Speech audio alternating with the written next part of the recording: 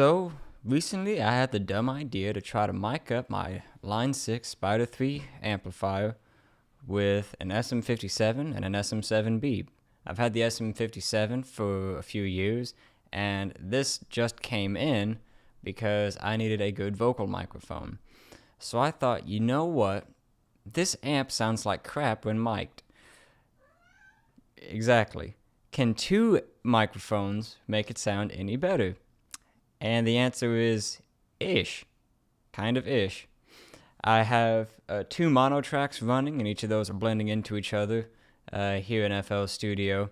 And so what I'll do is I'll run through what the SM57 sounded like, what the SM7B sounded like, and the tone I ultimately settled on for each track. And so again, that was two mono tracks, and then I ran that twice, so I've got a left and a right track. So here's how it sounds.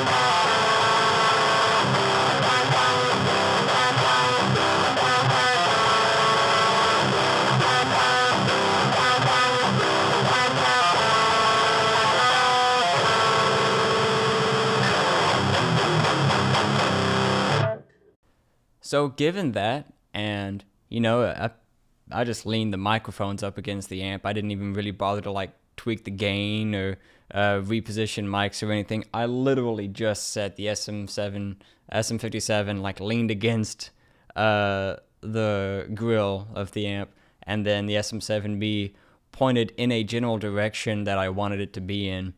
But I imagine with a little bit of tweaking, you could definitely get a much better result here. This was just kind of, what can I do in 25 seconds? And this is what I got in 25 seconds. So would I recommend this route?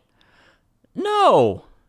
You can go online, get the Lepoux Legion head. You can get, better amp sims. You can get bias. You can get the Poulenc... Rosen Digital Pulse, the cab loader, impulse response loader. You can get a much better tone than, what I'm getting here. But if you have the two microphones laying around and you have the amp, still no, don't do it, you dumbass. But if you were ever curious in the slightest, you can get a passable metal tone out of a Line 6 Spider 3 practice amp. The two things to keep in mind are what the microphone hear and what you hear are two totally different things. For example, if you're sitting up in this chair and the amp is down on the floor, you're going to hear something different than if your head was right up against the amp. The second thing is you're going to have to do a fair amount of tweaking because there's a lot of fizz on the gain on here. And when you turn down the gain to compensate for that, you get this bassy kind of clunky sounding palm mute.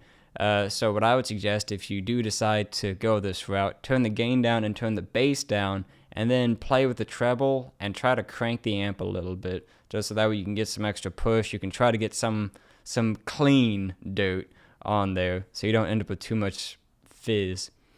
But I just wanted to share this. I thought it was kind of fun. Thank you for watching if you did. Bye.